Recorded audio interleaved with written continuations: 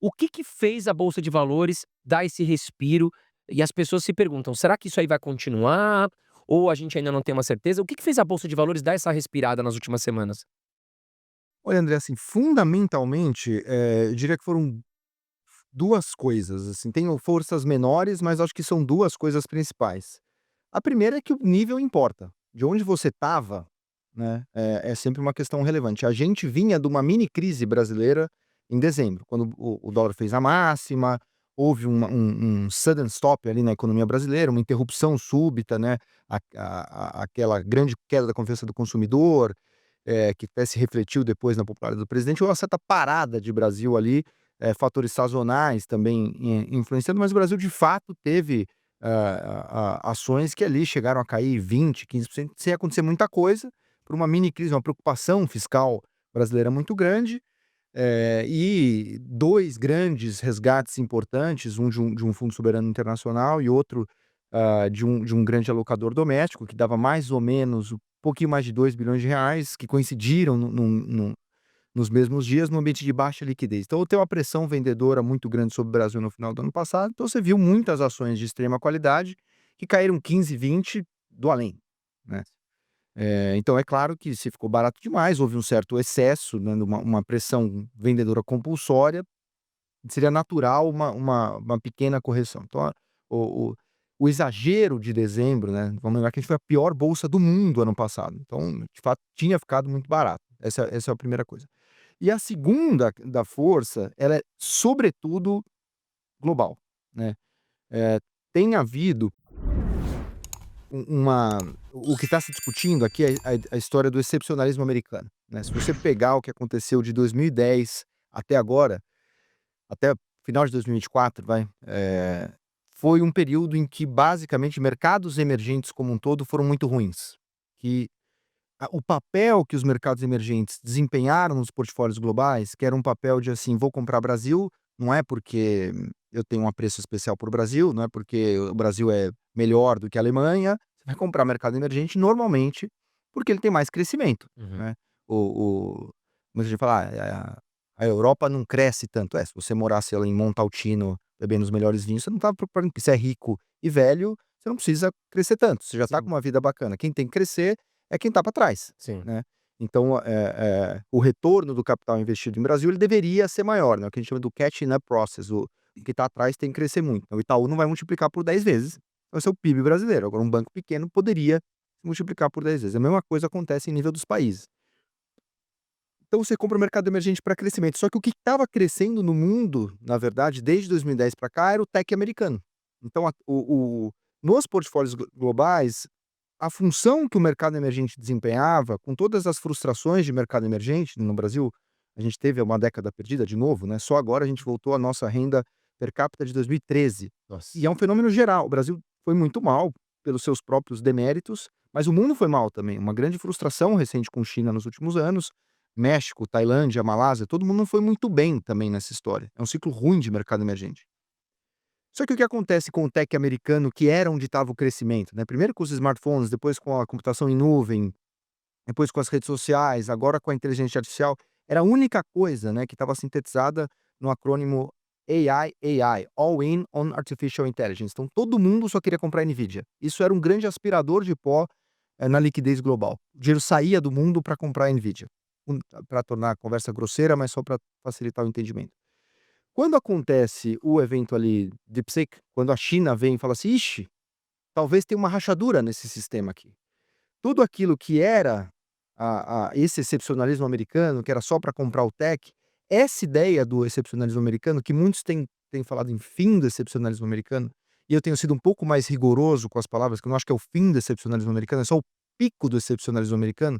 Eles vão continuar excepcionais, mas a distância deles perante o resto do mundo e vai diminuir. Uhum. E aí você sai da narrativa AI para ir para uma narrativa chamada BIG, que eles estão usando nos Estados Unidos, que é bonds, ou seja, comprar renda fixa americana, international, sobre uma perspectiva americana, ou seja, ir saindo dos Estados Unidos para ir para o resto do mundo, and gold, é o ouro batendo máximas históricas dia a dia acima de $3.000 por onça. Então você sai do AI, all in on artificial intelligence, e vai comprar o resto do mundo. Então esse dinheiro que estava saindo de Brasil, ele começa a entrar como um fenômeno global, né. Então acho que esse foi o grande fator, tanto que o compra ainda tem 24 bilhões de resgate em fundo de ações esse ano, né. Então assim, é lote de saída, pessoa física só quer comprar CRI, CRA, LCI, LCA e qualquer sopa de letrinhas parecida que a gente vai inventar aqui. Mas o gringo é comprador de Brasil. E estava tão líquido e tão barato que com pouco dinheiro, a gente viu coisas subindo 20, 25, Itaú sobe mais de 20, BTG sobe 30, né. Então são coisas que, com baixa liquidez do gringo entrando, fez esse movimento. Então são essas 2 forças principais. Eu colocaria outras 2 que são importantes também, mas são menores nesse aspecto, que são as questões particulares brasileiras. E aqui eu destacaria 2 níveis, né. Em dezembro, todo aquele papo da dominância fiscal, né, que é aquela história de que basicamente quando a política monetária não faz mais efeito sobre a inflação, né, subir o juro não afeta mais a inflação, né, que a ideia intuitiva aqui, não vamos entrar num papo muito técnico de dominância fiscal, mas só que as pessoas entendam assim, ó, a dívida fica tão alta daquele país, que se o Banco Central sobe o juro, a dívida é tão alta que o gasto com juro fica tão alto, que o investidor olha para esse país e fala: "Não, essa dívida é impagável, eu vou fugir desse país". Na hora que ele foge desse país, o câmbio deprecia, o dólar sobe, a inflação aumenta a partir de uma alta do juro.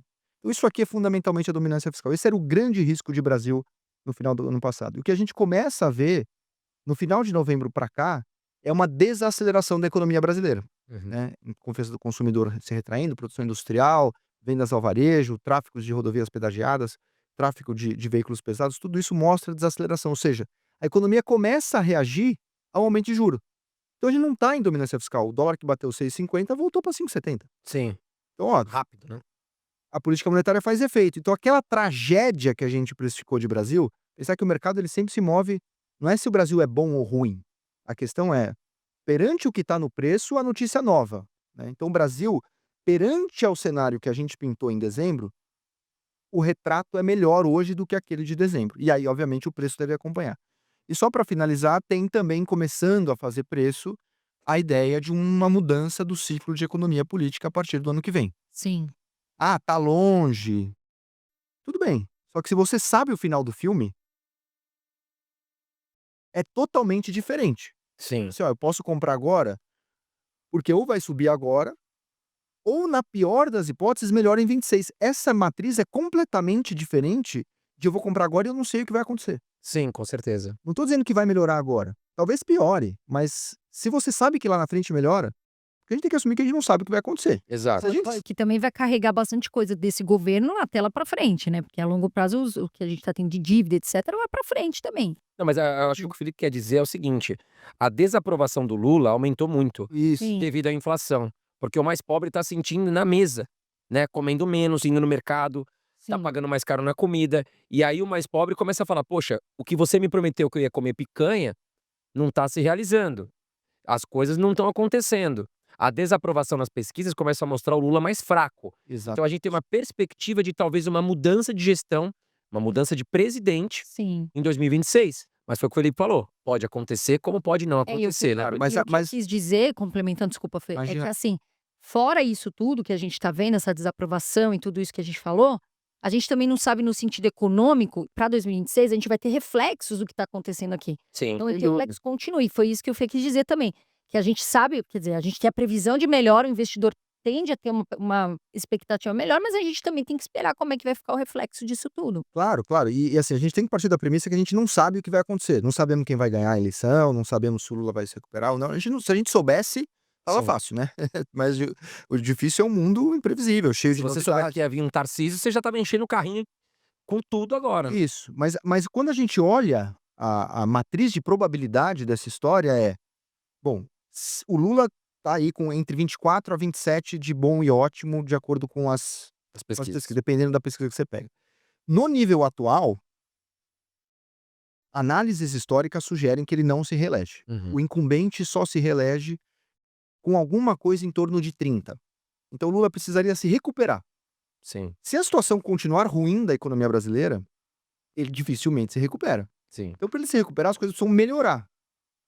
Então, se melhorar, é bom, é para comprar. sim. E se piorar, tudo bem, vai cair agora, mas ele não se recupera, e aí você troca. Sim. E esse evento é tão grande que isso faz preço. No curto prazo, né? E é o que eu tenho chamado de pacto fáustico, que é assim, pô, em alusão ao livro do Goethe, lá do Fausto, que é o cara que faz o pacto com o demônio para transformar metais em ouro. Uhum. Assim, olha, eu não concordo com essa política que tá aí, né, em associação ao que essa política eu acho que é do coisa ruim. Mas eu tenho que comprar agora, porque ou melhora agora e, portanto, a bolsa sobe, ou ela pode não melhorar agora, mas ela vai ser a piora esse ano, ela contrata uma melhora que é muito mais relevante no ano que vem. Porque se você pegar os ciclos da América Latina, eles são essencialmente assim. Sim. Olha o que aconteceu com a Argentina. É o melhor mercado do mundo desde a eleição do Milei. E começa a subir 14 meses antes da eleição do Milei. Não acha? Ah, não, vou esperar o Tarcísio e aí eu vou comprar. Tudo bem. Vai comprar com muito menos risco. E vai Você não é comprar. o único esperto do mercado, né? Só que vai comprar 200 mil pontos. Exatamente. Não tem problema nenhum. Você fez uma Exato. opção, você não quis correr o risco, legal, mas vai pagar mais caro por isso. Não acha Sim. que você vai ser o esperto e Só vai você ser. que vai comprar, né? E aí vai esperar, todo mundo vai. Não, o mercado vai colocando a probabilidade do Tarcísio na conta. Agora, se a gente falar de bolsa, né, 14,25%. Setores que a gente vê como favoráveis, empresas, não vamos falar ações, porque o que vale são as empresas. Como é que você vê, para o investidor agora, o que que ele deve fazer? Uma carteira mais defensiva ou tem, né, com 14,25 setores que é bom olhar? O que que você pensa sobre isso? Então eu dividiria minha carteira em dois grandes polos aqui, né, que o Taleb chamaria do barbell strategy. Pesos nas duas pontas da barra de supino. Uma com que seria menos risco em bolsa, que seria o setor de bancos, o setor dos serviços essenciais, né, utilities, que seria consumo, energia elétrica e saneamento básico, e exportadoras, nominalmente Suzano. Com isso aqui, mesmo se o juro continuar alto, se for até para o 15,5, essa turma aqui vai bem. E ela deve atravessar favoravelmente, porque se você pegar as taxas de juro real implícita nos preços hoje, você IPCA mais 7 é bom. É, mas você compra Equatorial, é IPCA mais 11. Sim. Bem melhor. Eletrobras, você compra IPCA mais 13,5. Pô, IPCA mais 13,5, compõe isso aí por 10 anos, é um lote, né. Então, acho que essa parte foi bem, e acho que Suzano, porque é uma coisa que está muito barata, está desalavancando, a celulose parece um pouco melhor do que se temia, e é dólar em bolsa. Então se as coisas derem errado, Receita dolarizada, né? a Suzano vai te salvar. E se derem certo, também dificilmente ela vai, porque ela é a melhor empresa do mundo no que ela faz. E aí eu deixaria uma outra parte que eu iria mais para o risco. Obviamente não porque eu tenho algum apreço pelo risco, é porque está associado a uma maior expectativa de retorno também.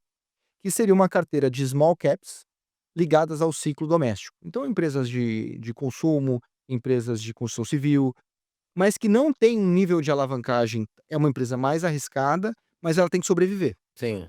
Não É, pode Cirela, isso. por exemplo, que tem ali uma condição, né, Exatamente. financeira. Exatamente. Cirela, Direcional, que ainda tem a proteção do Minha Casa Minha Vida. Então são nomes que eles se beneficiam de um Brasil melhor, e se o Brasil continuar ruim, ele não morre. Então ele tem mais risco, mas não é uma coisa malucada. E então eu faria essas small caps ligadas ao ciclo doméstico, que serão capazes de sobreviver, e uma posiçãozinha em estatais, para a gente eventualmente pegar essa virada do ciclo de economia política, que deveria beneficiar essa turma também. Mas a gente fala em Petrobras, por exemplo? Petrobras e Banco do Brasil, uma posição pequena, eu acho que a gente está começando a estudar, vai ter algum momento esse ano que vai ser para comprar Banco do Brasil. Você não acha que o Banco do Brasil, nesse momento, é a oportunidade? Não, eu acho que pode até ser, André, mas assim, andou super bem. Quando a gente começou a olhar com mais profundidade, o mercado não é bobo, e já colocou. Então ele é o destaque de alta no setor de bancos nos últimos 4 meses. Sim. Então, como ele deu uma andada muito grande, a gente falou: "E agora? Agora eu preciso de mais evidências de que vem o Tarcísio mesmo e tal". O agro tá melhorando, então ele deve ter um bom resultado também. Mas eu tenho muito medo. Qual que é o meu medo de Banco do Brasil? De cada 10 palavras do Lula, 12 são crédito, né? Sim. E aí você viu a Glaze, o crédito do Lula, né? E como tá difícil você fazer coisas populistas que dependam da aprovação do Congresso, o que você faz? Você faz o parafiscal, que a gente chama, né? Usa as estatais para fazer essa história. E pro Banco do Brasil começar ali a apertar uns parafusos e dar uma expandida no crédito, no spread mais baixo, e irrigar essa economia com crédito e perder dinheiro, Sim. e aí acho que o mercado não ia gostar dessa história. Então acho que o Banco do Brasil A gente está estudando com muita profundidade, acho que vai ter a hora do dedo no gatilho nas estatais, mas assim, eu teria uma posição bem pequena nesse momento, dentro desse combo de que, tá, dado que eu já tenho commodity, dado que eu já tenho banco, dado que eu vou ter um pouquinho de small cap de estatais para capturar essa eventual mudança aí para 2026. Qual banco você acha que está melhor posicionado nesse momento para investir? A gente tem 3 bancos recomendados na nossa carteira. Um é Itaú, que é um espetáculo. Fantástico. Tá lá. Acho que é o melhor banco do Brasil, né? Negócio que é assustador, os caras conseguem fazer tudo bem, e quando você acha que o Itaú é um transatlântico, ele mostra que ele é um transatlântico capaz de se reinventar. Então é barato, paga bom dividendo e cresce. Sim. É um negócio assim, você fala, cara, Se valorizou bastante nas últimas semanas, né? Não foi só o Banco do Brasil, o Itaú também subiu bastante. super, é um dos destaques de alta esse ano. Tem até gente muito boa, falei, já andou, tô trocando minha posição de bancão por utilities, esse energia elétrica e consumo. Então, a gente tem Itaú ainda, a gente tem BR Partners, que é um banco, aí já entraria nessa história de small cap, é um banco menor, mas que negocia também super barato, tá pagando dividendo de quase 10% ao ano, muito bem tocado, e se voltar essa melhora de mercado de capitais, ou o mercado precificando uma melhora de mercado de capitais com o retorno dos IPOs, coisa simples de ver que bolsa tá barata, né? A gente tá tendo a máxima de recompras de bolsa, a gente tá com 103 recompras abertas, nunca teve, a média dos últimos anos era 50, ou Os seja, caras não são bobos, né, meu? Se estão recomprando é porque eles acreditam que não, o papel tá barato. exatamente, quem sabe da empresa de vocês? Nossa. Exato, Quem melhor sabe da Empíricos? exato, vocês. Supostamente eu sei da Empíricos melhor que vocês. Sim. Os caras de dentro das empresas, os insiders, aqui no sentido construtivo da palavra, são os que mais estão comprando. Quantos IPOs a gente teve nos últimos anos? Ou seja, quantos empresários resolveram vender suas ações na bolsa? 0. Não lembro de um IPO nos Não. últimos anos. Nós estamos, a janela fechou em julho de 2021. Sim. A gente está quase 4 anos sem IPO no Brasil. Desde 2004, quando o mercado reabriu com o IPO da Natura, a gente nunca passou nenhum ano sem IPO. A gente está quase 4 agora. Sim, Nenhum empresário quer vender sua ação na bolsa nesse preço. Por quê? Porque o preço está barato. exato. E na hora que melhorar esse ambiente de mercado de capitais, eu acho que o BR Partners, que é um banco de investimento clássico, é um mini BTG, Aí vai querer É. colocar. eu acho que vai Posso surfar. deveria surfar super bem, e mesmo no ciclo ruim o cara tem entregado tudo que ele prometeu no IPO ou mais.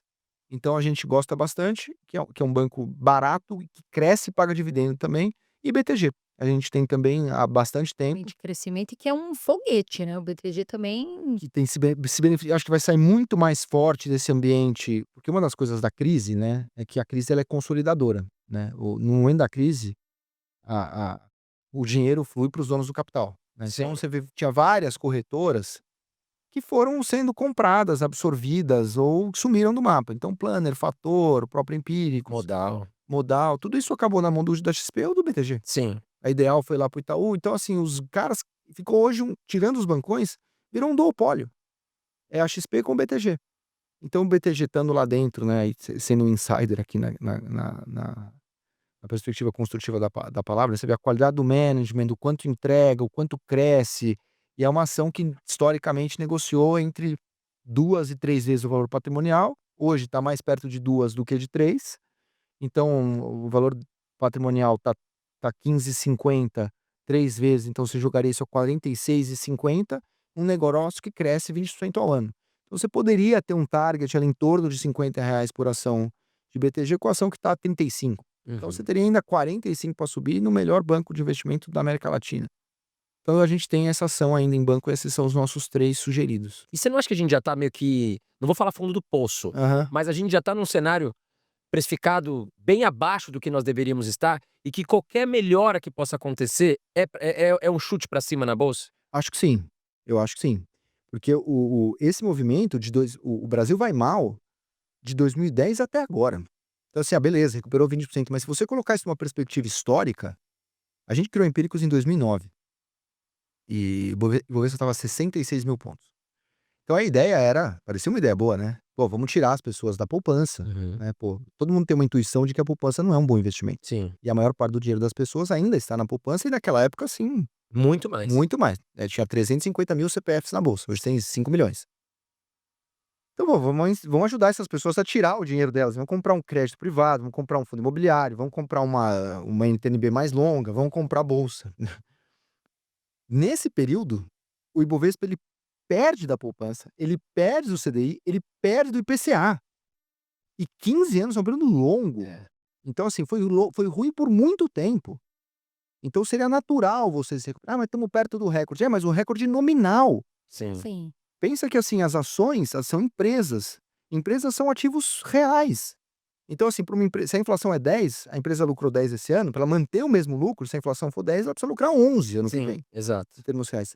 Só que o valor de mercado em relação àquele lucro também precisa subir 10%. Senão o lucro subiu, se ela mantiver o valor de mercado dela inalterado, ela ficou mais barata, porque o lucro subiu 10, o valor de mercado deveria acompanhar o lucro, né? As Sim. ações andam com lucros das empresas.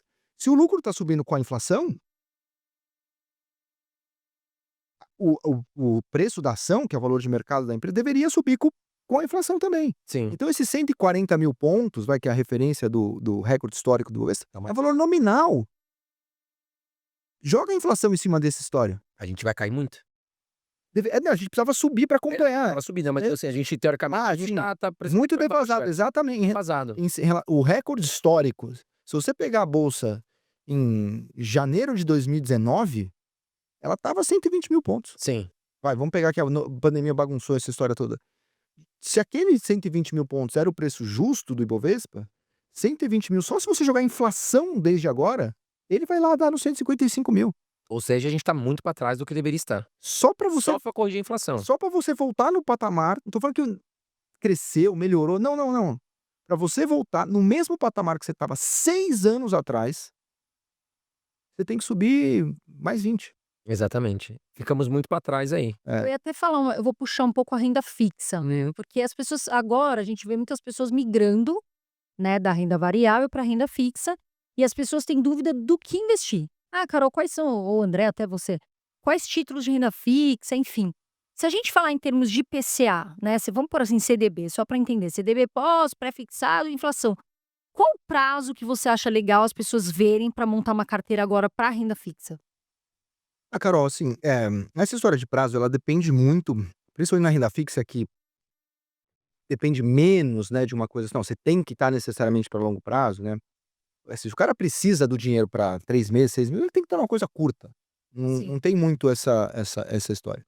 Agora, vamos supor que o cara já fez a reserva de emergência dele, não vai precisar do dinheiro, já fez lá uma grana que ele tem no CDI, um pós-fixado qualquer, que ele preferia, um CDB, uma LCI de liquidez diária, um tesouro Selic, um fundo aí de taxa baixa.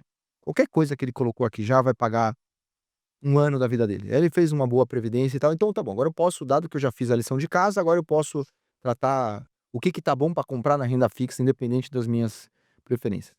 Eu acho assim, embora eu esteja bem otimista com bolsa, as pessoas têm muita essa visão de se aproximar dos investimentos como se fosse um casamento católico, né? Coisa monogâmica e eterna. Cara, você pode comprar bolsa, você pode comprar fundo imobiliário, você pode comprar renda fixa, você pode combinar as coisas. Diversificando. A beleza é a diversificação, inclusive, né? O Ray Dalio fala muito o que é para comprar. Não, essa pergunta é errada. A pergunta certa é qual é a diversificação certa. Então, assim, se você olhar a Selic de 14,25, provavelmente indo para 15, sem volatilidade, sem risco, um negócio que você aperta o botão e vai parar na sua conta. Tem que aproveitar esse CDI aí, essa coisa de um pós-fixado qualquer. Tem que comprar coisas ligadas ao pós-fixado nesse momento, porque você é muito bem pago para esperar no Brasil sem risco. Sim. 15% ao ano com a inflação de 5 e 7, caramba, é 10% de juro real sem muito risco. Sim. É lote, hein? E aí, se a gente falar de um pré-fixado, pode ser um pré-fixado um pouco mais longo com a taxa que a gente tá, dar uma alongada. Aí eu prefiro o indexado Sim. ao pré-fixado, porque eu acho assim, qual é o risco do Brasil, né? O risco no Brasil é a inflação dar uma escapada, porque assim, a dívida é enorme. Sim. Se o governo for por uma coisa, tudo isso que eu falei até agora é o que eu acho. Existe uma probabilidade de eu estar errado, existe uma probabilidade do Lula conseguir fazer barbaridades. E aí ele não vai dar o calote propriamente dito na dívida, né? Quando o calote, a gente deu o calote lá no começo da República, e a gente, pós crise do encilhamento, a gente dá o calote na década de 80, porque a dívida era em dólar. Sim. Você não tem dólar para pagar, você não tem como pagar o cara, você não tem dólar, você não emite dólar. Agora, em real, normalmente o país não calota, porque se ele não se faltou dinheiro, ele tem impressora. Ele vai lá e, Exatamente. não, cara, eu vou te pagar, tá aqui. O problema é que, assim, na hora que ele imprime moeda, o valor da moeda cai. Sim. A oferta de moeda sobe, o valor da moeda cai, a inflação... Então, assim, ó, eu te paguei os 100, Carol, que eu te devia. Só que esse 100 já não vale nada. A inflação comeu Poder de compra. esse 100 que eu te paguei. Só que, na verdade, aquele 100 agora tá valendo 10. Porque a inflação foi tão grande que... Então, o meu medo de o pré-fixado, ele parece bom, mas ele pode ficar ruim rápido. Né?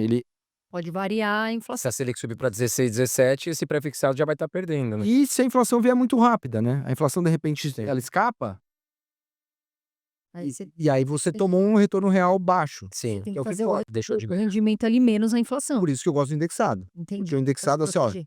pô, 7%, alguma coisa perto disso, no IPCA longo, me parece muito bom você compor 7% de juro real em longo prazo. Isso aqui, acima de 7,5%, que a gente bateu... Agora melhorou um pouquinho essa melhora aí, que a gente estava comentando. Mas a gente estava 7,5% de juro real, agora há pouco, no final do ano. 7,5% de juro real, só em 0,22% do tempo a gente ficou. Então, assim, caramba, é muito mais provável que a gente volte para o momento de 99,7% das vezes do que a gente continue no 0,3% Sim. do tempo. Então, eu acho que é um nível muito atrativo, esse juro real longo de Brasil. Então, eu gosto bastante do pós-fixado e eu gosto do indexado longo Sim. na renda fixa, respondendo objetivamente a sua O pergunta. IPCA+, você fala, né? Isso, o IPCA mais 7, Protege IPCA a mais inflação. 7,5. Isso.